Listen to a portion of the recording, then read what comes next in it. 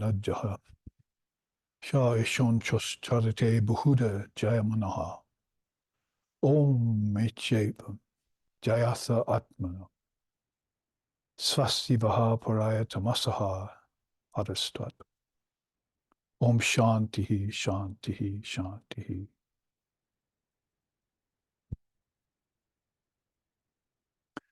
There, in the heart, where all the subtle nerve endings meet, like the spokes of a chariot wheel at the hub, abides the Atman, ever stationary but becoming manifold. Meditate upon that self as Om, and Godspeed to you in crossing over to the farthest shore beyond all darkness. Om Shantihi Shantihi Shantihi. For there, beyond that darkness, shines Brahman. May that Brahman protect us. May that Brahman sustain us, and may that Brahman illumine our thinking process. May we not find fault with each other, with the world, or with the teachings. And may what we study be a source of inspiration to us eternally. Om, peace, peace, peace. May peace be unto us, and may peace be unto all. Om, Hari Om, Hari Om, Hari Om Tat Sat.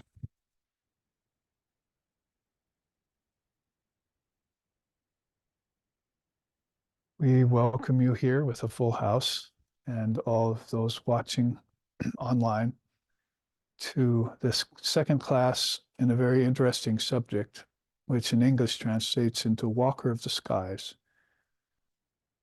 When you have an English phrase like that, that's intriguing as it is, then people tend to rush to it, comment on it. I'm not saying en masse, but amongst the few hundred to 1,000 people who watch these SRV classes, that most of them we hear about after the fact, have looked back on them. And those who week to week follow closely, want to hear it more in a direct transmission style, in real time, as we would say in the recording industry, then they tend to send in their comments or not, depending on how inviting or attracting or intriguing the subject was. And I heard from several of those people this last week about how much they liked the teachings on the Walker of the Skies, because I gave away the secret earlier, the teaching that we're really talking about space. And space becomes known to people when they breathe. If they don't breathe consciously, then they don't know space, or they only know one kind of space, physical. And then when they become aware that they're breathing in a physical space, and I'm not saying just with oxygen, but they're actually, their life forces is keeping them alive by breathing. Then they're beginning to look towards Desha and Kala, space and time, as principles that can be inspected or should be inspected.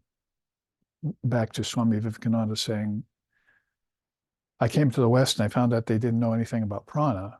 I think Jesus was the same way with the fishermen and in his time. And you'll have to have an internal life, but in order to do that, you're going to have to discover the prana in the fish, in the huts, in the act of procreation with your wife and family, in the rivers that are flowing, in the nets that you're casting, in the actions you're doing, in the objects that your senses are taking in. There's a life force there that you live by that's in the food. So it's not actually the food only that keeps you alive. Maybe that is necessary for the physical body, but for the physical body to subsist and for a spiritual life to begin, then you're going to have to take up prana, which is taking up space, basically. Akasha and energy, basically, are the two main things that they teach at a rudimentary level in Indian philosophy. And we're not aware of our breath, and we're not aware of the space around us very much. When I say that, I mean walking the skies, I mean you have 5 different kinds of space that you go to. Probably for most of us, 4. Um, that is, when we dream, we go to subtler space. And when we're in deep sleep, we go to a causal space. Of course, when we're awake, we go to the physical space. And then when we get illumined or enlightened or wake up our consciousness, then we go to this 5th space, like Sri Ramakrishna Paramahamsa did. That is, he called it the Chid Akasha or the Mahakasha. And he likened it to a goldfish being released from a bowl into a lake, finally, after going around circles under a little bridge its whole existence, maybe many times, because that's the many lifetimes people are living in lack of the awareness that they're coming back again and again. So that's a kind of ignorance, not to know that you are repeating actions that are repeating karma that repeats lifetimes. And the whole thing is supported by prana.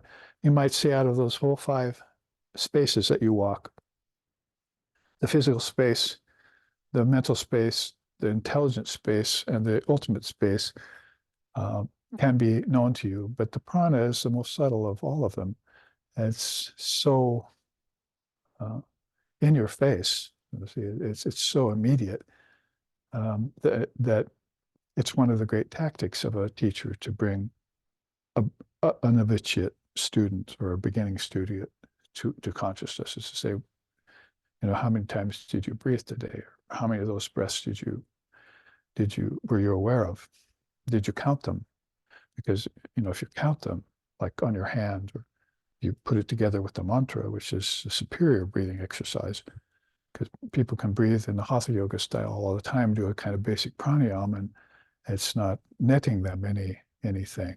But you have to put the breath together with the philosophy, and then put it together with the mantra, and then say it over your food. And that's the very first thing that would appear on this chart we looked at. That's a real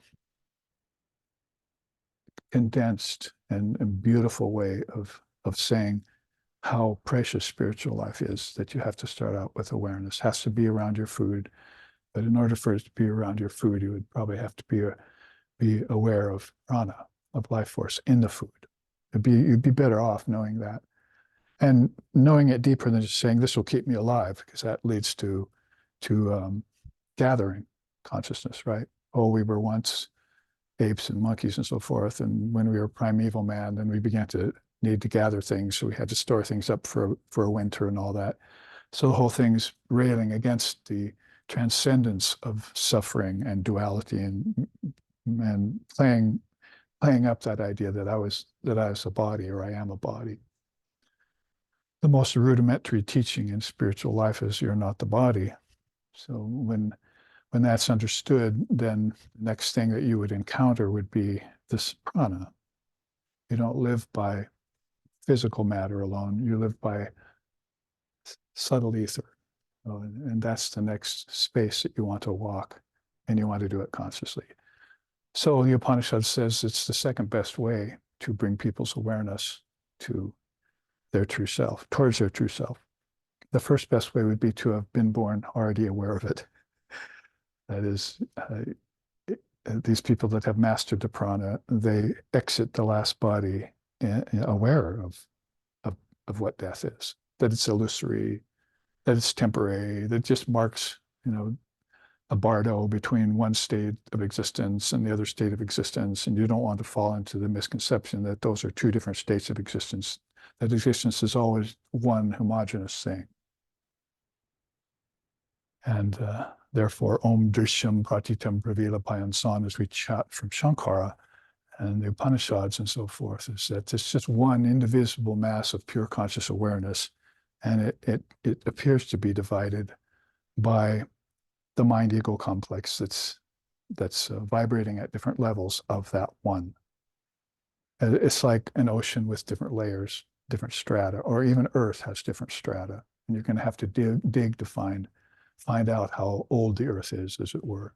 So you're going to have to do a little digging into beyond the physical, into the life force, to know that you're not a body, you're not Earth, and water, fire, air, and ether either. But this ether of the 5 elements, that leads you to a discovery of different skies, as we're talking about here. So you started out, as you said here, with the proper diet. And then after that, you were, I would say it was easy to assume a posture then. You didn't want to force posture, as they're doing, and making it the all in all of yoga, a big mistake. And it's been called down by great souls, this penchant for physical yoga only. So no need to go further into that, particularly if you're wanting to know something about the true reason why you breathe, what true life is, and how that can lead you then to an illumined mind, because your mind is still tossed between good and bad, pleasure, pain, life and death, form and formlessness, bondage and liberation. That's called dualities. And the mind is constantly struck by them every day. And it causes it doubt about its true nature being seamless and transcendent and perfect. And that's the kind of doubt you want to do away with, the great doubt or the great fear. Great fear is death. The great doubt is, maybe I'm not one with the Lord. The people come in thinking that. And they leave thinking that I'm now dying and I never got the grace of the Lord. But the fact is that they are the Lord and the grace is in them. And there never was any other way to it. You are that thou art. And you just have to wake up and recognize that fact. So I'm saying this in context of easy posture. You may have to practice a little bit if you're picturing a Western chair yogi. You say, ever sat and spread your legs, basically, in this lotus position. So you haven't opened up the base of the physical spine even, what to speak of the subtle spine, because the chakras are not in the physical spine, they're in the subtle spine, which is here. It's in the thought of the spine. The worlds are there. Kings of heaven are within is what that means. So if you're a Western chair type of yogi then, and that's all you can manage because of past lifetimes of samskara of sitting like that with legs under crossed, not crossed and so forth, or crossed, then you're going to have to become aware that to sit in an easy posture means not slouching, so that the breath is crimped. See, but you're going to have to straighten the spine, not too straight, because that will pinch the nerves in the spine. But they say almost like a vulture leans over. Tibetan Buddhists say the meditation is like, shoulders are back, but the chin is set forward. So it's not like this, where you can feel the discomfort from that. There's that kind of discomfort, and there's this kind of discomfort. But right in between that, as usual, the middle path is that easy posture we're talking about here. And that will help in control of the prana. The prana won't be crimped in the nadis. So where did I mention the nadis last in range of your hearing? At the beginning of class. Om Ara Eva Ratanabao means chariot, and spokes of the wheel. This hundreds of thousands of nadis that we learned about when? 2-3 Sundays ago, when we took up the Ksharika Upanishad, the knife that cuts through the lower nadis, right? Cuts through the blockages in the lower nadis, even cuts some of them away. That was at the feet, and then at the knees, and then at the thighs, and then at the heart, neck. So those nadis, prana is the god of prana. I said earlier to someone in an answer to an email question, they would be very upset if he thought that you thought he was impure, or if you thought he was crimped somehow, or that he wasn't flowing. He's like consciousness. He's always flowing, but your nadis are not open to him flowing. So you can't put the blame on prana without insulting the god of prana, who's never crimped, always flowing, always alive. And then you're not living up to his boon, the blessing upon you of life force, right? So that's why people slump, they forget their true nature. People don't breathe, they forget their true nature. That's basic, but it's very important. And some forms of yoga, the physically based yoga, can take this and make it the all and everything. What we want to do is have this walker of the skies experience open to us because we do it anyway. We do it, we're walking one sky right now when we move around the physical earth. And even when we shoot rockets into space and put monkeys up there and then men, sometimes seems to be no difference between the two. But when we shoot them up into space, they're still walking outer space. It's even called outer space. So that's the Burloka, that's the world, that's the physical universe, that's matter. It's all matter.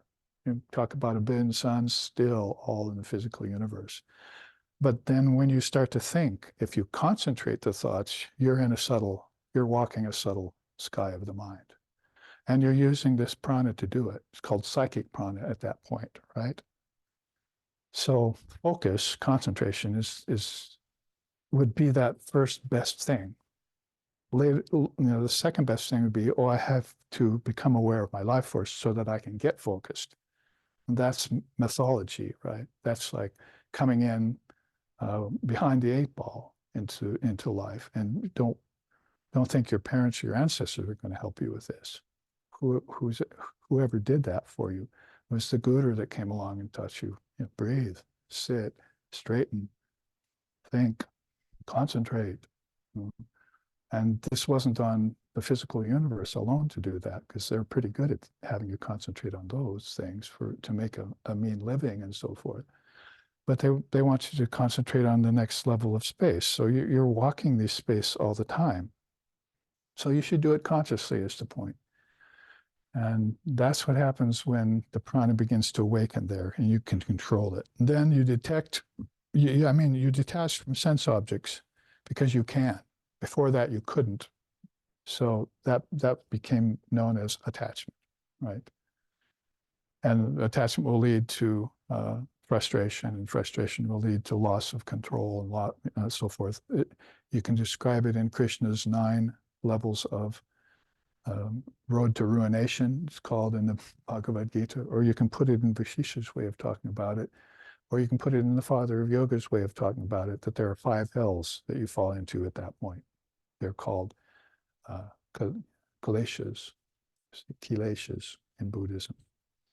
So anyway, you probably never thought that I can detach from sense objects, because some of them are giving me a hard time. See, some of them it's not like sense objects is all about pleasure, right? Some sense objects, they show themselves up to you. Oh, I don't want to think of that object.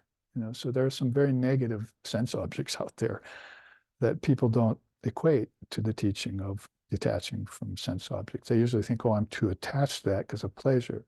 But there are plenty of sense objects that show themselves up in your life that cause you pain. They're pain-bearing obstacles, according to the Father of Yoga.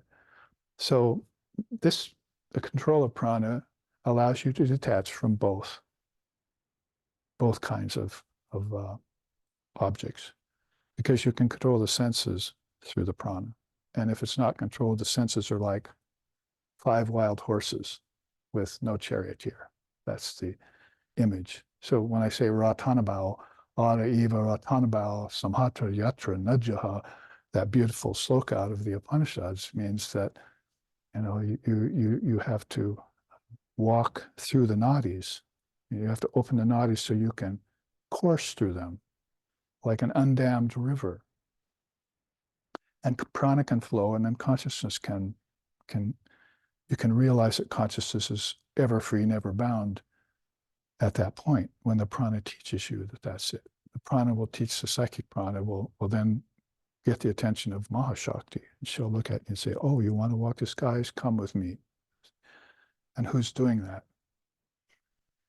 Queen Chudala is doing that in our story. Who's not doing it? King Shikidwaj is not doing it. Not very well, not very consciously. He's got the aspiration, but he doesn't have the ability yet. So read your Yoga Vashishta and that beautiful story we're talking about. But anyway, I'm working up to my point in this second class of this Walker of the Sky series. The next bubble there is purification of body-mind mechanism. You couldn't do that before either, because you didn't have your prana under control. And then rise above the 6 passions was also impossible to get yourself free of lust and anger. We were talking yesterday about that after satsang. Why do they what do they say about Sri Ramakrishna that's so really amazing? Is that when he came to earth, he conquered lust and anger. They always put that in accordance with his name in the Gospel of Ramakrishna and the Great Master, and whenever the devotees talk about Sri Ramakrishna Paramahamsa Dev, they always put that there. So it's what it really says is that the rest of us has not conquered lust and anger. Those are two very difficult things to get over.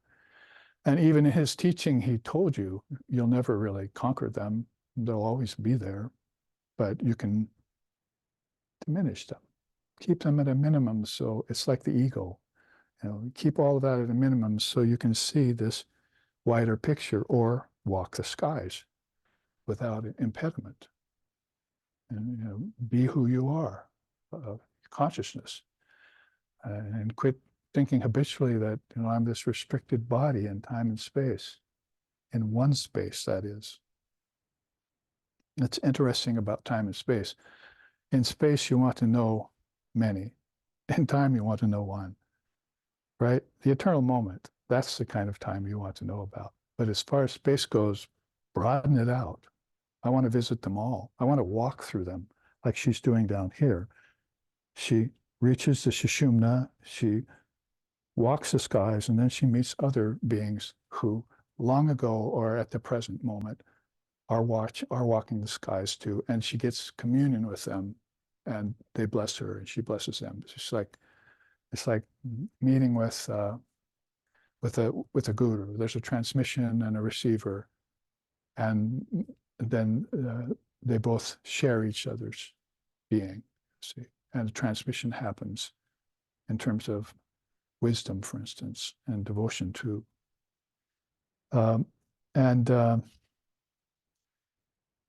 Rise above the six passions. And then that's where I'm stopping today, as far as what I want to show you first. In Yoga Vishishta, there's another story that's very beautiful, that's about Arjuna.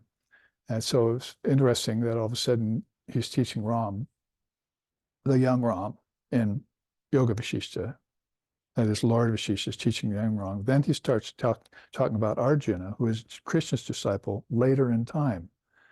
So you have to take the Indian scriptures this way, as that they are eternal. If you say, well, Krishna came after Ram, not if you look at it from the standpoint of cycles of time. So basically, you've got these beings existing eternally throughout cycles of time. So one doesn't come before the other necessarily when you take that view. It's like Sri Ramakrishna saying they're off, and the racers start going around the track in a circle. So one's ahead and the others are behind, but so you're looking at it and all of a sudden the one behind makes a move and passes everyone else while you look away. And you look back and all of a sudden the one who is at the end is now in the leading, is leading. So he comes all the way around and overtakes the others. He's the fastest runner. So spiritual growth is much like that. It may appear like people are behind and ahead, but some people fall behind to help others and to lead others who are not as fast. So this is how the avatars work too. They want to help the fallen and the lowly ones.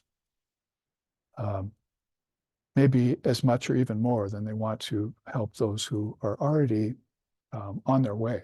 See, I've fried that fish already. Now I have to go fry other fish. You see, so that guru has helped that soul to get, and that soul will now find its way to enlightenment because of the boost it got. But now there's others who don't have that boost, who need help. So that's one of the means here of teachings of the Yoga Vishishta and the meaning of Arjuna. So you can see here, it's from the story of Arjuna, this chart we're showing you right now, is it? And well, we can come back and look at the Walker of the Skies, but it's all in context to that. And it's in context to this right here, purification of body-mind mechanism. So that's called the Purastika body. So you can see here Lord Krishna, young Lord Krishna in the background. And you can see on the upper left hand, the Purastika body. And what it says about it is that it's fivefold, basically. And eightfold really, Ashtaka means eight, but if you look at the components of it, it's the ego, the mind, the intelligence, the senses, and the body. Well, of course, the senses are one thing, but they're five. Same with the prana. It's one thing, but it takes five forms. So what you're doing here to purify senses wouldn't be like, brushing your teeth or cleaning out your ears with a Q-tip or taking your eye out of the socket and polishing it like a pirate and putting it back in. Basically, purification means finding their origin. If you find that the origins are connected back to the mind, then the senses will be pure or impure, as the case may be. Because if the mind is not pure and you follow the senses back to the impure mind, you'll find out that's why they're defective, why they're not seeing Brahman, why they're not hearing Brahman, why they're not touching Brahman, why they're not tasting Brahman. They've fallen into limitation, and the prana probably is not flowing in them very well, or it's flowing only on the level of physical, so that it gives me pleasure. And oh yeah, let's make sure we put pain in there too. It gives me pleasure and pain, my senses. And so the prana isn't being used as psychic prana. So if you find the origins of the senses, you'll find that you can purify them by attaching them to the mind. What's this mean actually? And I think this is probably the best teaching about the senses in any scripture or philosophical system I've ever come about, according to the origin of the senses. Because we know basically Kapil talks about air, earth, fire, water, ether, right? Or put it in a better order, ether, air, fire, water, and earth. And those are the outmost five elements called the pancha elements. Pancha maha bhutas is the Sanskrit for that.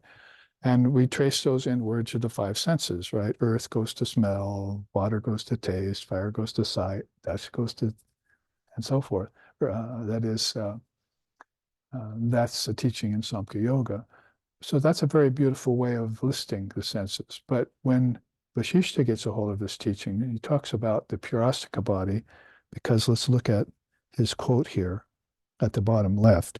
When the various elements of this subtle body are purified, it is then that the precious Kundalini Shakti loves to sport through this Purastika body. So it's a beautiful thing, basically, because she won't.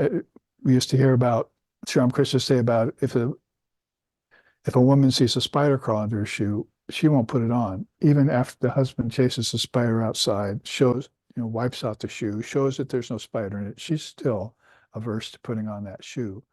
That's what Mother Kundalini is like to an impure body, a person with impure body, mind, and senses. She doesn't want to put it on. You see? That's the simplest way of putting it in Sri Ramakrishna's way of saying, but she does want to put it on if it's been purified, and she can sport through it marvelously. Just look at how she sported through the Paramahamsa Dev, through Thakur. The Lord means Thakur. They call Sri Ramakrishna the Lord. So she sported fully and consciously and blissfully through him at all times, right? So it's a beautiful quote to bring up right now from Lord Vasishta is that we want to purify these mechanisms, starting with food, posture, energy, and finally thought, so that she will come and reveal herself to us as our very self. It's part of self-realization. Sometimes Mother doesn't get mentioned in it because she's so subtle. But like I said, it's the best teaching of all in accordance to the origin of the senses, because this is how it happens. So let's start with Deha first, the body. That's one element of the fivefold body, right? The body itself. Deha means the physical body. So how does it come about? By brooding on matter and objects. So your body comes into being by some form of consciousness that's looking on to the physical universe and saying, I'd like to go there. I'd like to experience that. I want to own that. I want to possess that. I want to act there, and I want to reap there. It's like your ancestors. So take it this way. Your ancestors are looking on to the physical world saying, I want to go back there. Most of them. This is called Kala Chakra. And you're mixed up with the ancestors, then you're going to come back with them, and you're going to come back as their father, mother, grandfather, and then you're going to pass away, take on another body, come back as their child or grandchild. This is what happens in the Kala Chakra all the time, according to the greatest thinkers, Indian and Buddhist. Well, Buddhism is India, really. So the body comes about by brooding.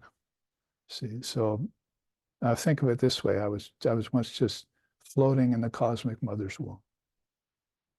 And I was free and happy there. I had a womb with a view, as I like to quip sometimes.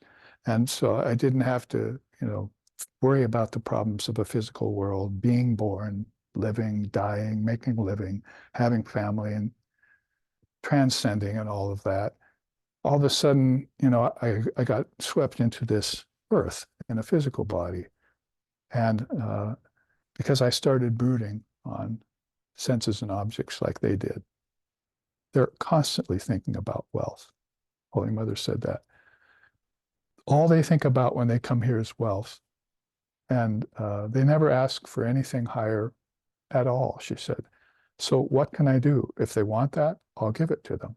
See, they can have it. This is a direct quote from her. She's like throwing her hands up and saying, they've come here with all this potential for bliss and peace and love and life and compassion and but what do they end up doing? Amassing wealth. That's the whole, it's not only the whole end and aim of the ancestors, it's also the end and aim of the demigods, which are above the ancestors. As far as walking space, walkers of the skies, let's just start talking in that language. There's a multi-level, multi-vibrational level of consciousness in us. It's one, and it's homogeneous, yes, but it vibrates at different levels according to the teachings, according to the living beings who are partaking of it. See, so if you're partaking of it at the level of the ancestors, and you follow their lead, say, well, why are they looking there? Oh, it's an earth. Why do they want to go there? Oh, I see. They can get lots of things. You see, and pleasure is their main. They're overlooking the pain there, as Lord Buddha told them. But they're really looking towards, having more enjoyment, more pleasure with objects. So let's go back. Why Queen Chudala can do this, what she's doing. King Shikajwaja is a king of a palace with lots of duties and lots of pleasures. But Queen Chudala is like, oh, I'm beyond this. So there's much deeper places to go. It's like Sixon, our founder, once told me toward the end of his life, founder of SRV, there are many things better to be than a human being, Babaji. There are many things to be that are better than a human being. So it was an interesting statement I heard and thought about for a long time, still thinking about it. So the body then is coming about by brooding. This is Vasishta's way of telling you how the body originates. Because if you go to the world and worldly people, it came about because of the union of male and female, sperm and ova, and so forth. You've got all of the outer mechanics of that nicely laid out for you. That's unless you believe in storks and chimneys.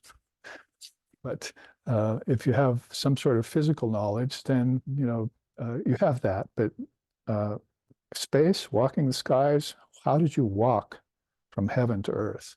Through these nadis, through these hundreds and thousands of nadis, consciousness manifested itself.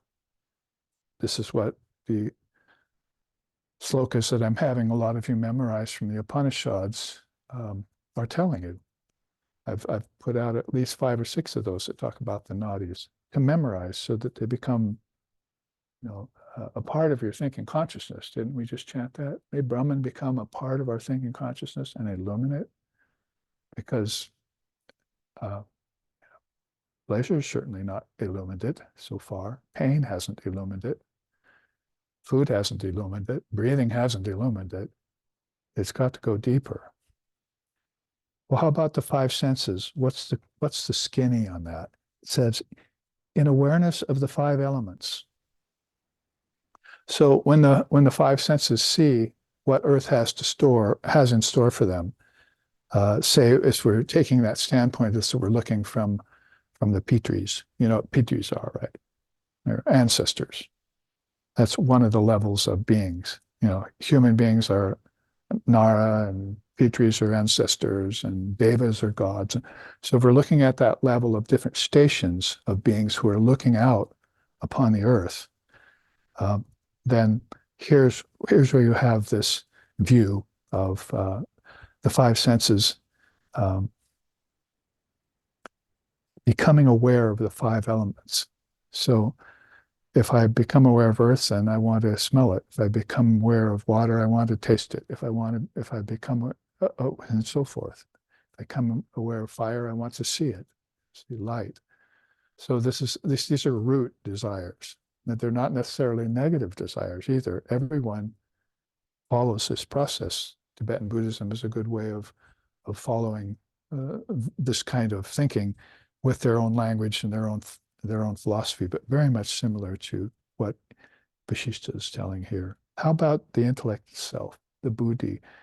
Let's go actually in a better order. Let's take manas next. How does manas come? Through dual contemplation of itself. That's one of my favorites. It's like if a great soul was born and said, you know, I and my father are one, or I am one with Brahman, you know, then duality doesn't have a chance to get in to the thinking process. Everything dual or multiple or diverse will get behind me. You see, that soul will not believe in multiplicity or variety or diversity as being the reality. That's a reflection of the reality only. This is about as much as they will give it. So they will come in with a non-dual mind, and they'll keep that, like my teacher did for 90 years in his life. I met the man. So he always had non-duality as the strand that was running through everything. And when you lived with him for a while, you visited him in his ashram, you saw that that's the way he lived. There's no other way to live but that. And you heard it in his teachings, Advaita Vedanta. So I like this one very well about the mind, is that if we put it on shoe on the other foot, then basically you've got people coming into the world via the dual mind. Manas, good old manas. And it's seeking pleasure through senses and objects and elements, right? But it's getting pain through them too. So it's not learning very quickly that if I adopt a stance of duality, I'm going to have to take the good with the bad, pleasure with pain, death with life, and eternal life might just escape my attention. And I'm on this cycle with my ancestors where I never understand what Jesus meant when he said eternal life, or what the ancient rishis of India meant when they uttered the word Brahman. I'll go through these. These are for you to contemplate, but I have done my contemplation on this chart and this story of Arjuna and Yoga Vasishtha because I translated it from into English. So basically, when I did and made these charts for other people to look at, these were the points that I thought were most important. This is the origin of the senses, of the whole body you're talking about here. And it's a totally different view than what you're getting in science and physiology and biology. Because we're looking at the 24 cosmic principles, only really 10 of them are in the outer world. You're a walker of the skies amongst 10 of the 24 cosmic principles when you have only a physical body and senses and 5 elements around you. And that's all you believe in. You won't even give it a chance to believe in anything deeper. This is all I need. Maybe it's all that I can handle right now for most people. So that's a delimitation of a very stark and difficult kind that has to be worked through. Intelligence would come next. I probably should call it intellect here. So basically, via certitude of its own intelligence, the intellect comes into being because it knows that intelligence is its possession. You see.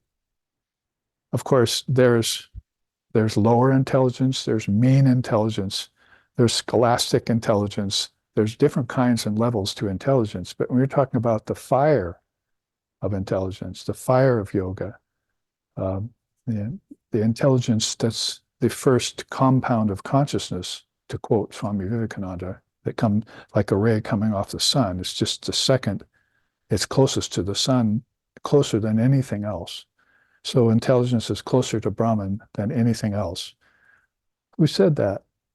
You remember my reading last week? The second thing Queen Chudala said when she talked to her mind, after she had awakened to her Atman, was, it's my intelligence that's been my best friend. Did you hear that last week?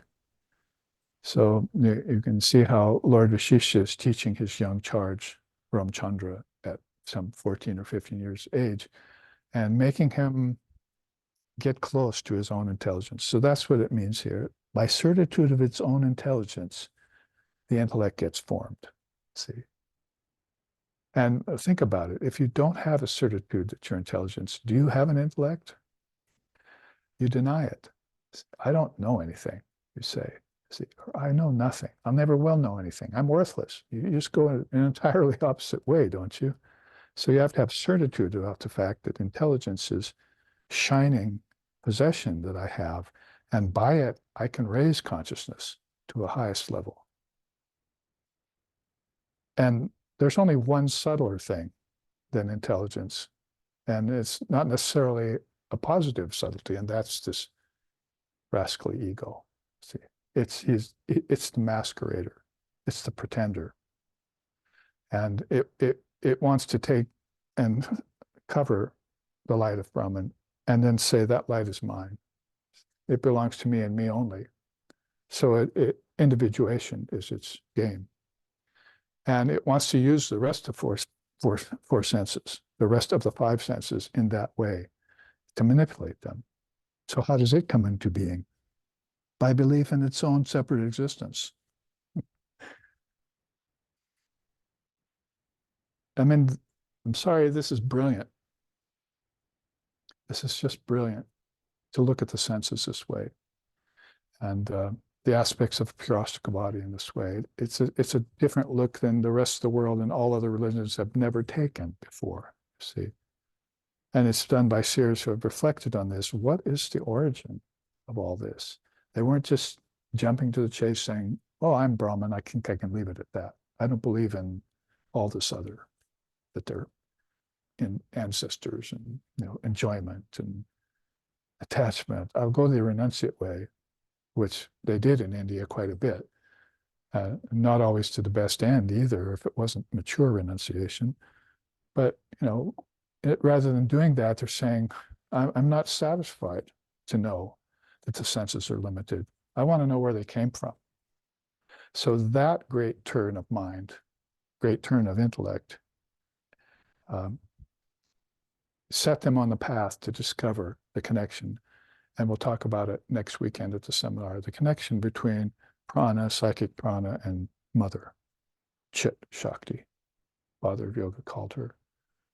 And this is how they walked the skies. This is how they opened the nadis. They purified them first, not by saying, oh, my prana is weak, or my prana is crimped, or my prana doesn't flow. When they came to know the God of prana, he said, none of that is me. I'm just like you, I'm perfect. And then when they decided that they looked at their body-mind mechanism with its five senses and the objects attached to it, he said, that's a defilement. That's a defilement to my nadis. I can't have an eternal life. I can't have samadhi.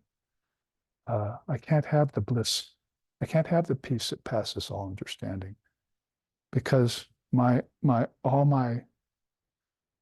whole system is resisting against that, of having those. It's resisting against them.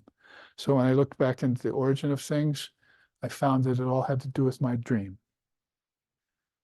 that I dreamed all of these things. And when I looked further than that, I found out that I was the pure knower, actually, that all of this was a product of stunted knowledge in a dream, all the way down to aparavidya. See, basically all the arts and sciences and the mathematics and social studies and history and all the subjects that they force us to learn in the physical body, not even giving us a spiritual origin to things first before they taught us those things, so that we wouldn't have attachment to money and family and things that bound us. I found out that basically this was all just stunted knowledge or skewed knowledge or limited knowledge or lower knowledge, but that the true knowledge was in myself all the time. I am the knower. I am Atman, all abiding. I am Atma Brahma. So Atman then will connect to Brahman, undifferentiated awareness. Enough of differentiation, we see how it works, right? And we can probably finish it up, this walking the skies that Arjuna was taught too by great souls like Vasishta, by saying that if you fall victim to this without knowing the origins to them, then the dream becomes illusory dream life. Finally, it becomes a form of karma or bondage. After that, that's called karma bandha. After that, samskaras and skandhas, impressions in the mind and composites of expressions in the mind happen. Formation of karma, desire-based impressions in the mind, it says in parens. Due to that, Maya sankalpa takes place. It's much different than atmic sankalpa. It's much more dense, much more dark. So Maya sankalpa says, conjuring up more dream lives in relativity. We'll look at your 12 nidanas in Buddhism and that chain, the links of that chain that go around and round and round, or memorize Swami Vivekananda's poem, Song of the Sannyasin, and find that it drags from birth to death and death to birth. Give up all pleasure, give up all pain, and seek the Atman in you. Now, from different sources, you'll find out that beings whom have influenced Queen Chudla have given out these great teachings for time out of mind. I mean, Vasishta goes way back. If he's teaching Lord Ram, that's way back in the second yuga, before Krishna. If you want to look at time in that way. False belief in the actuality of the universe in space of time happens when those samskara skandhas form, and you begin engaging in Maya sankalpa. Whole countries have fallen victim to that. In what sky? In this physical sky called the Burloka. I was just writing about it in length today in a book called Matriavatar, the avatar of the goddess, Divine Mother. So this is how Sri Krishna put it here. If you in the gospel, he said, if they live enough lifetimes in ignorance, they'll begin to assume that the world is real. And if they begin to assume the world is real, pretty soon it'll be the world is the only reality.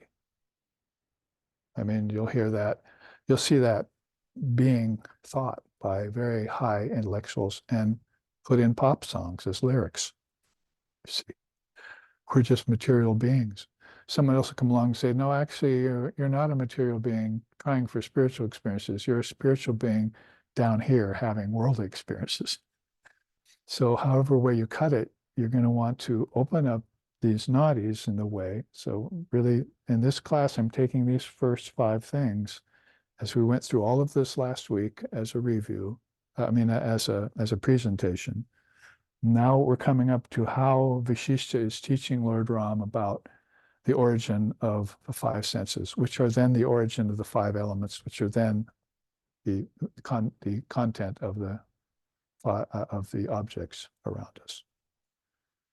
And that's all they know from then on but then I'm back. So this is going to be a need to purify everything that leads up to a place where you can find a teacher and read the scriptures in the right way.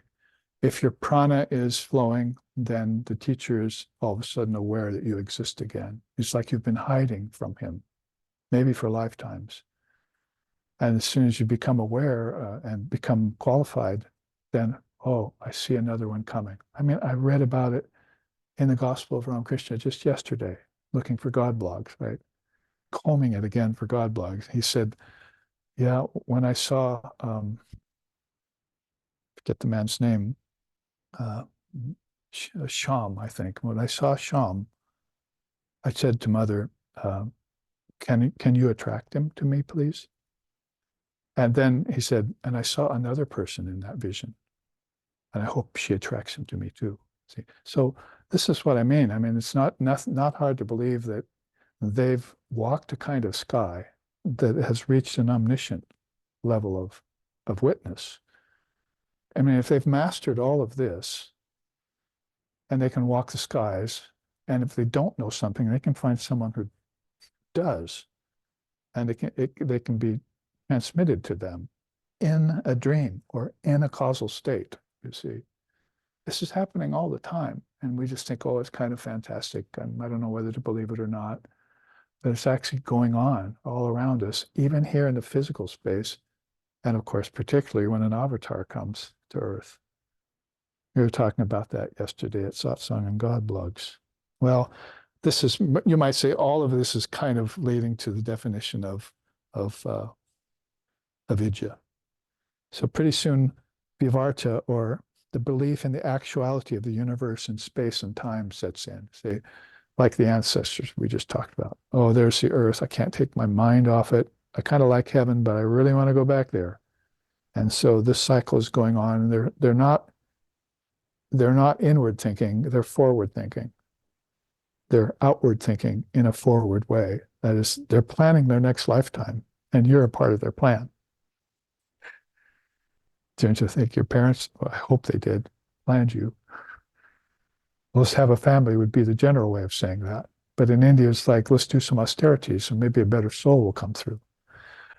Whatever the case, if you want to look into Manu's code, the code of Manu, how people had children in the ancient times, much different than now. Nevertheless, it's let's have a family, you see. So souls floating in another space, walking a different sky, can hear that.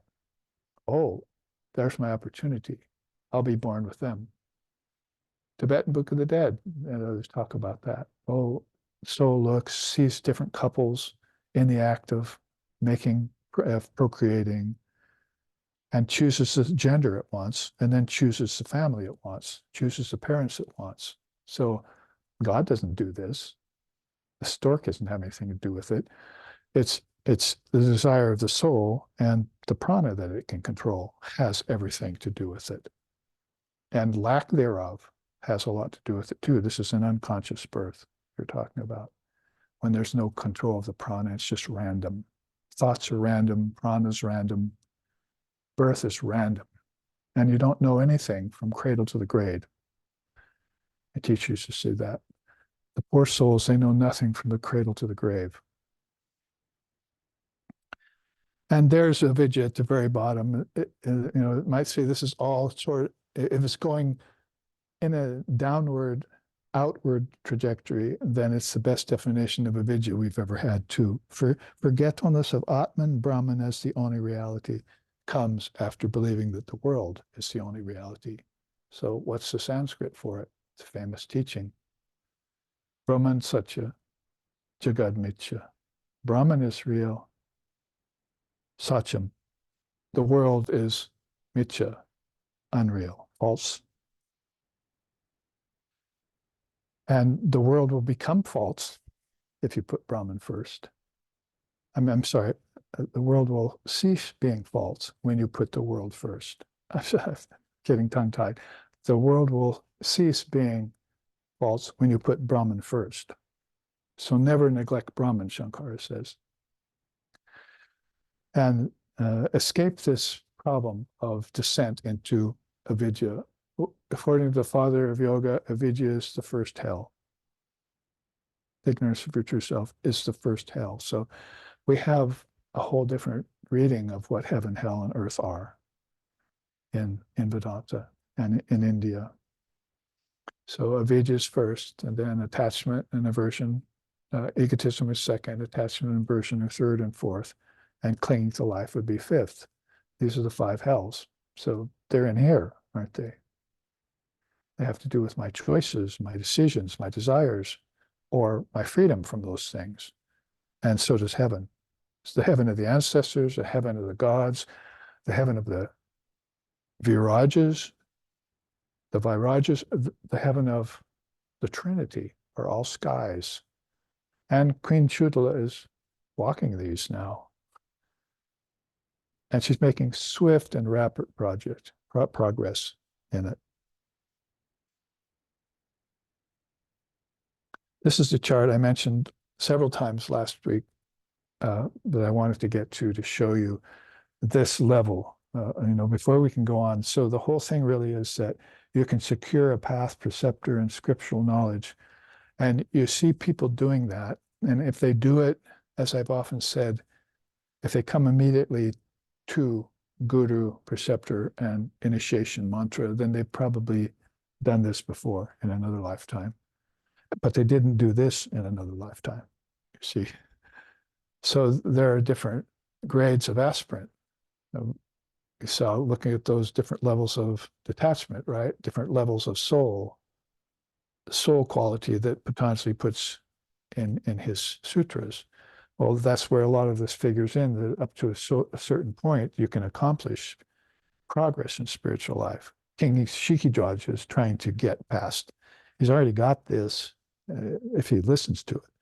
But the Kundalini awakening has not happened to him like it's happened to Queen Chudala. So awaken and worship the Kundalini Shakti. You can't do it unless you've accomplished all this. So this is where we'll pick up next class, which is, by the way, 3 Sundays away. Next Sunday is a part of our seminar called Living a Spiritual Life in Materialistic Times. You're all invited, as my teacher used to say. And the following Sunday, SRV staff is away.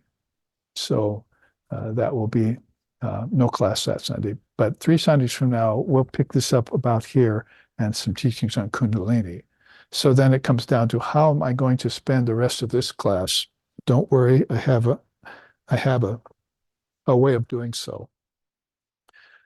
And we can finish up this hour or hour and 15 minutes with this very beautiful take out of the Upanishads.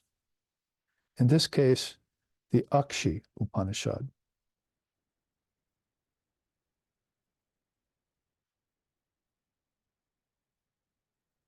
It breaks down yoga into seven levels. So they all have to do with walking the sky, because just like Queen Chudala has gone so far in this and is opening up to deeper levels, we'll look back at that in the Walker of the Skies 3 class later. And we probably know that we've assessed that although King Shikidwaja has, and I'm counting on you to go and read that story in Yoga Vishishta, so you've got better ground under your feet. King Shikidwaja has come far as being a king. He's, like I said last week, both of them are going to priests, Brahmin priests in the castle. They're having holy men wander through the castle and stay with them. The kings used to do that. Like even in more modern times, Vivekananda got asked by the Rajas to stay in castles, if you read his life, even then in the 1800s. So they had a real look towards the sannyasin. Oh, bring that person to the castle, feed him, giving him room, and we want to hear him talk. So, of course, that's an ancient precept that goes way back. So way back is where King Shikidwaja is also following the tradition, even as a king, of having access to scriptures, gurus, and teachings. Path, preceptor, and scriptural knowledge. So Farther than that, we don't know how far he's going towards awakening Kundalini through Jnanam. That's its best vehicle. Mother Kundalini loves wisdom because Nahi Jnanena Sadrisham Pavitram Miha Vidyate, the best purifier in all the worlds, that is, that rids you of ignorance, is wisdom. Sri Krishna says that in the Gita. So we know that she's very much in favor of acquiring these teachings, and so that she can flow upwards. You might also think of it as not only will I become buoyant, but she'll be released to the Sushumna, where Shiva's waiting for her. She wants to merge with Paramashiva. That's her whole purpose. You're going to be very fortunate if you can grab onto her hem of her garment, her sari in this case, and get taken inward and upward to awakening of Kundalini, which Queen Chudala is definitely experiencing in this story. So in that regard, then, walking the skies, this is what an advanced look at what Queen Chudala has done in order to be able to do this level of skywalking. Let's look at it. It'll consume the rest of our time for this class. Akshi Upanishad's Rishi, Akshi means, like Akshatam means third eye. So associated basically with the sixth center and with the Jnana Chakshu, the eye of wisdom, and with Lord Shiva, basically. Akshi Upanishad is a very beautiful description of these breakdown of the 7 stages of yoga. We have breakdown of 6 kinds of limbs of yoga in the Upanishads. We have Patanjali's 8-limb system. And when I found this, in the Akshi Upanishad, I said, well, there's also a 7 stage of yoga that we should look at and see how they have played in time with these great teachings. So here's what happens at the first stage. Perform noble, gentle deeds. And think of Queen Chudala and King Shikidwaja in the palace, serving their subjects and so forth. Perform noble, gentle deeds. Avoid violence and compromise. Purify speech.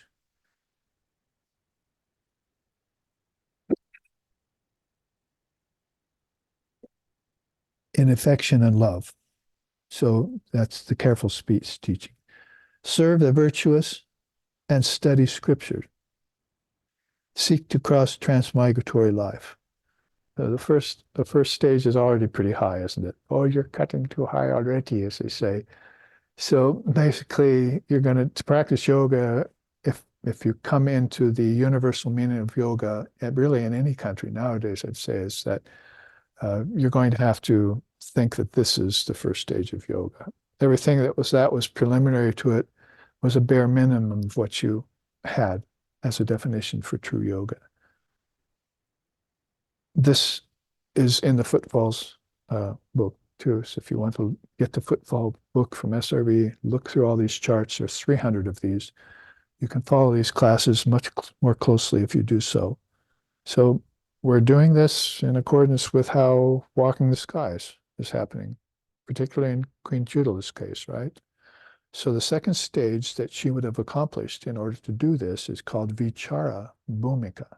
Bhumika is an inner land. It's like another word for skies, for ether, for space, for lokas, for akashas.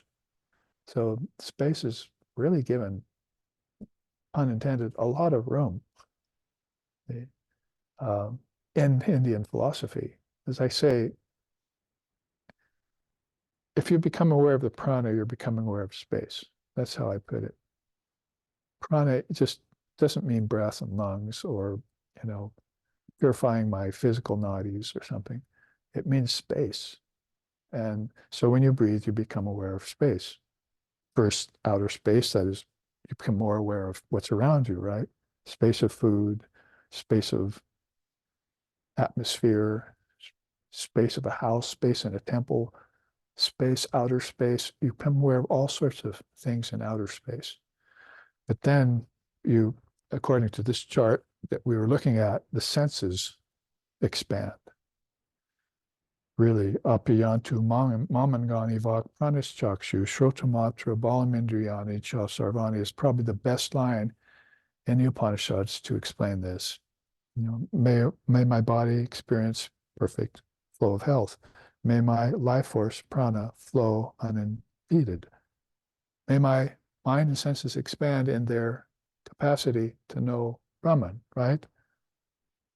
It's what they're saying, it's what's happening here, and it really explains how important these skies are and how we must become master of them again, I should say. If we've lost mastery of them, we have to become master of them again. We have to remaster them. So the second level here that Queen Chudala would have found out as she walked the inner skies, sitting next to King Shikidwaji, who was sitting there trying to get through purification of his own dense nadis still, is that you visit hermitages of ascetics, embrace reclusive life, continually recite the Shastras, as I was just saying. That's why I'm giving you these slokas to memorize so that they stick. Perform meritorious actions only, and hone mature detachment. Again, some very deep levels of vichara. Vichara really means to examine, to inspect. So you want to inspect this next land, this next sky you're going to walk. Because let's face it, when you study a scripture and you're focused, you lose awareness of the outer world, right? That's like a good meditation. So you come out of it and say, where am I? You see, sort of like coming out of deep sleep. And, somebody next to you says, what time is it? Which day is it? Is it morning or evening? So you'll have this complete oblivion to the physical world. So you can do that while you're awake, studying a scripture. You're so engrossed in it. You're so taken up by the wisdom. It's inspiring you so much that you've shut off the outer world and you're in a new sky.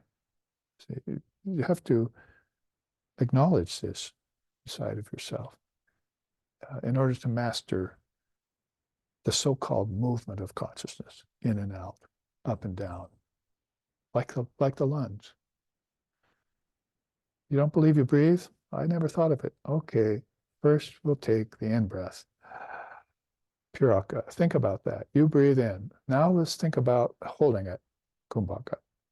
Don't breathe out yet. Now let's think about Rechaka, the out breath. You see, this is just so elementary and rudimentary, but it's the only way you can bring people to the fact that they breathe and that there's an inner meaning to the three movements. Attach it to the mantra, like breathe in the Gayatri, hold, breathe out, and then you've got a very powerful practice, a more conscious practice. So I'm just making comment here about when you continually recite the Shastras, and then you're already in another space, and you should know that you're in that space. Once you know that you're in that space, you can return to it, right? If you don't know that you went into that space, you'll forget about ever going back. It's like losing your memory on earth. Where was I born? Who is my family? Who am I? And then the who am I can take on a much deeper ramification. Asansarga is the third level of breakdown of yoga, according to the Akshaya Upanishad. There's where attain non-attachment in stages, comprehend the secret of non-agency, destroy tendency towards sankalpa. If we look back, we'll see that sankalpa was one of those things that by lack of discrimination, we fell into in the dream. It's like a dream. Sankalpa is like I'm dreaming things. And I don't know where their origin are. I'm just calling them up from my mind. They're phenomena that's rising continually. I don't know where they came from. They play a while, they go away, and I don't know anything about the rising and the falling. It's like my breath. I don't know anything about breathing in, holding, and breathing out. I don't know what that means. So you can see how these triputis all connect to each other to help lead consciousness back towards its source, what we're calling here walking the skies. 4 is right across the board. That is the storyboard. Sometimes you call these things. Some people call them charts. Some people call them storyboards. That's swapna. Now we know that word really means dream, right? Because sushupti means what? Deep sleep. So you had the waking. These are all happening pretty much in the waking state as you purify the nadis and begin to walk the skies. Now you're taking it into other states of consciousness consciously. It's like, now I know I'm having a dream. You see. Ah, now you're kidding me. I thought I didn't know I was having a dream. Now I know it's a dream. And I also now know that it goes away in deep sleep. Where am I in deep sleep? So the who am I that I was assigning back to my loss of memory becomes the who am I that's now being assigned to recovering my divine memory. See? That's a powerful question, no matter how you cut it. So in swapna level of yoga, the Rishi of the Upanishad says, see through the mind's nescience. We've called that the curtain of nescience before. It's what causes you to forget your ancestors who you came from when you incarnated on earth, if you were caught in this cycle of rebirth. So the curtain of nescience strips all memory from most people. But for the great souls, they'll look at the curtain of nescience and say, here we go, take a deep breath and penetrate it. And they'll wake up saying, I woke up quicker than you did. See, like great souls, Shankara woke up at what, 5 or 6? I mean, can we remember anyone who woke up so quickly as him? So, I mean, woke up to this I am Brahman fact. And he also woke up along the way to knowing all the scriptures. All he had to do is take it up and say, yeah, I know this. Imagine reading a great scripture and saying, this is like the back of my hand. I've done this before. You're having a deja vu on an entirely different level than 60s New Age fun that you were having at a party. See, this deja vu is like, this whole scripture is in me. If you have Swami Sheshanandaji Maharaj, my teacher, peace and blessings be with him always, if you have him chanting the Gita in Sanskrit and English for 90 years, don't you think he's going to come back next lifetime, if he should take another lifetime, and pick up the Gita and go, I already know this. So you already know a lot of things that other people had to work, to understand or recover. Each one of us has those things that are really, we need to trace them back to already having known them in a previous lifetime. They've been doing this in India for millennia. They're so much advanced in their acceptance of these skies. Whereas here we are in America, and Europe to a great extent, just preoccupied with one sky. It's really ignoble. It's really demeaning. And to be born in a culture that everyone thinks that way, you're going to want to beat a hasty retreat out of such thinking and awaken spiritually. Take her as Kundalini Ma, as your refuge, and just say, dip me over and over again in the ocean of consciousness, Mother. That's how Sri Ramakrishna put it, until I'm just totally malleable and at your beck and call. I'm totally merged in you. Dip this mind over and over again, like a towel in a lake, he said. And you can affect a lot of progress and good growth and good change with just those devotional moves. But then you get a methodology like this because she wants you to awaken deeply. It's like a child that loves a mother, she loves it back, but a child that loves a mother and has this special knowledge to it, she's going to sweep it off her lap. No, you can't stay on my lap anymore. There are songs about this. As you become a lover of mother, she'll put you in her lap. You'll both have such a great relationship. But if she realizes or she knows that she can transmit the highest wisdom into you, she'll set you aside. Now go and spread this. Spread this wisdom to others. That's your destiny now. That's what the Jnanam is for. So there are 4 yogas, right? Jnanam, wisdom, devotion, bhakti, Jnanam, meditation or raja, and karma, action. One of them is for realization of God. The other three are for the world. If you can get jnanam, then you become an instrument to help others. Krishna says so in the 18th chapter of the Gita. That being who has this highest wisdom and knowledge of this philosophy I'm teaching, he does the most good. He's my favorite, or she is my favorite of all my devotees. The other three, devotion, meditation, and action, are for the world. You see. So one's for realization of God, the other's for the world so that they can realize God. Atmano moksharta jagad ditaya cha is the motto of the Ramakrishna order. For realization of the self first, then the good of the world. So this is why this fourth level, swapna, comes into view. See through the mind's nescience, attain the virtue of same-sidedness, establish duality in non-duality. I like that way that that Upanishad teaches that. It's like you just, I want to transcend duality.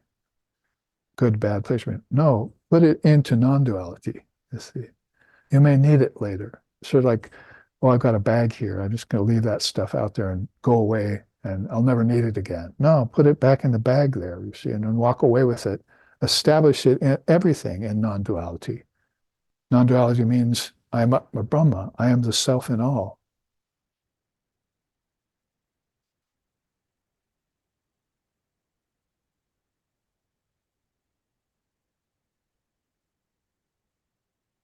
So the last one there, come to view the world as a dream. That's why this is called swapna, dream.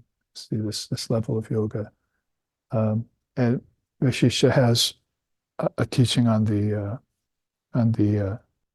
was it 14 worlds, 14 skies. In fact, that reminds me I should get that chart out and show it to you 3 Sundays from now. There are like 14 levels, Agyana Bhumikas and Jnana Bhumikas. The first 7 are Agyana. They're all in coming out of ignorance. The 8 through 14 are called Jnana Bhumikas. They're all in knowledge. So the first 7 coming out of ignorance, this is one of them. At one point to come out of your ignorance, you realize that this is all non-actual, that this is all change. And you've been told that change doesn't happen in Brahman. So if this is change and Brahman doesn't change, what's my conclusion, right? This must be an illusion. This must be a dream. This must be non-actual. This must be something I have to awaken from. There must be something much higher than this world. I know you're probably saying, of course, or you should be saying that. But we have to attain it, like Queen Chudala is doing. And Lord Vashisha is telling us how she did it. In order to move in the time remaining to complete this chart, because there's more to say about it, let's go to Sushuptipada, the 5th level of yoga, according to Akshaya Upanishad. Live peacefully in dissolved mind. Practice seeing all as Brahman. Exist in the state of non-duality. Enjoy eternally awake awareness. See, that's what our founder, Lex Hixon, said. I have the insomnia of yoga, he told me once. I have the insomnia of yoga. So this is the ever-awake state in which a man has come to me from a land that never sleeps. Now all my dreams have become radiant meditations. There's a beautiful song in India about that. I can no longer practice formal meditation at dawn and dusk because the sun of her wisdom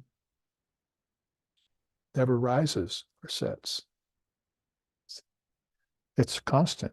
There's no more day and night in that land. It's just all conscious light. So you can see people have heard this and written songs about it and stotrams and scriptures, whole scriptures on it. Sushuptipada. I'm going through them quickly, but you can look back on these in footfalls and see the chart. And we'll look at deeper into some of these facets. Like I said, it's already reminding me so definitely about the 14 Agyana and Jnana Bhumikas, also in footfalls. and how we should look at that, because it has a lot of these points in it that are the same. Well, probably anybody who has been in SRV for even very long is in doubt about the word Jivan Mukta. And it was probably a word that my teacher, again, my guru, used almost in every lecture. In fact, he was telling us, you Americans haven't produced a Jivan Mukta yet. What's keeping you from doing it? I mean, Swami Vivekananda was here in 1893 and early 1900s telling you about it. And here it is, 1980s, 1990s, when he was teaching us, where's the Jivan Mukta? So you can see they're getting a little antsy for us to waken up to this truth and show evidence of realizing it.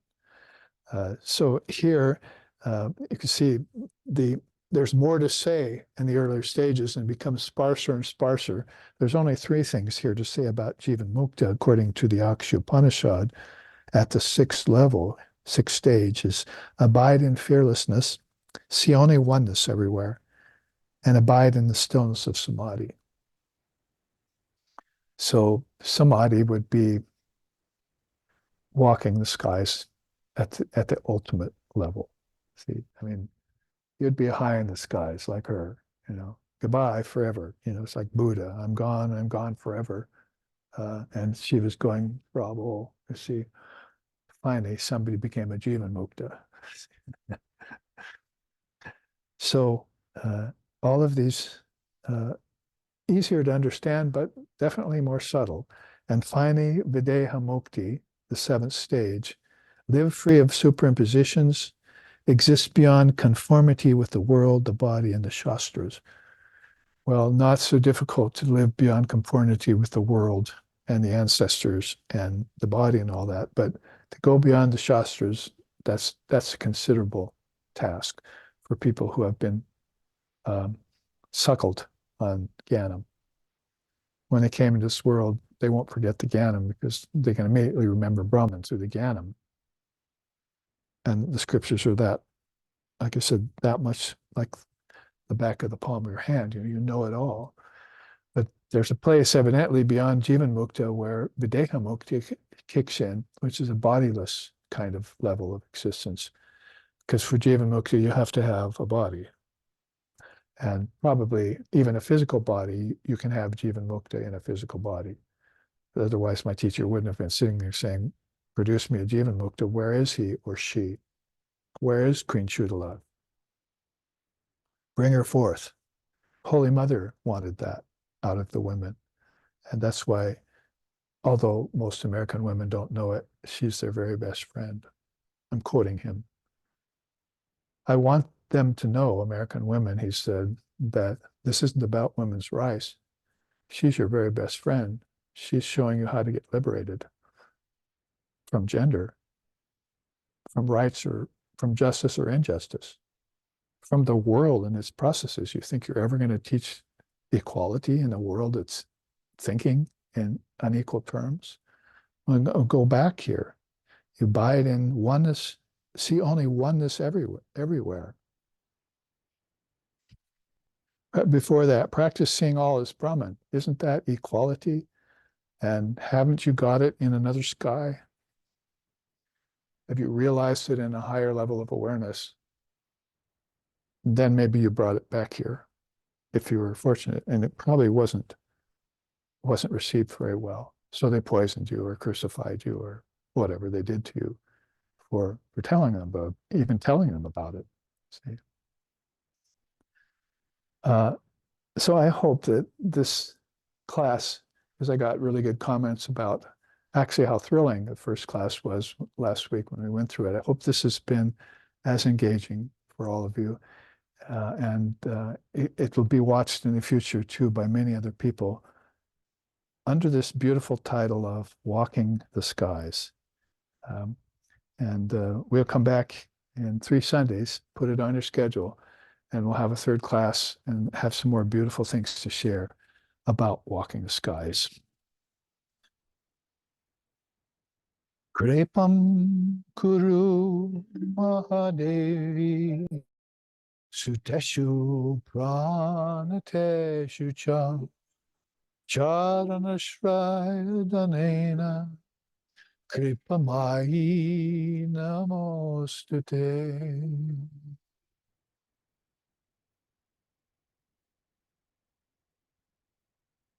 O Mother Supreme, cast thy benign glance upon thy children bowing before thee anon. Sprinkle in their hearts arid a drop of love to enjoy peace. Jananim Sharadam Devim Ramakrishnam Jagadguru Pado Padme Toya Shritva Pranamami Mahor Mahor Pranamami Mahor Mahor. O Ramakrishna, teacher of all, O Sharda, goddess divine, bosom holding those lotus feet, salutations to both ever be of mine. Om Shanti Shanti Shanti. Hari Om Hari Om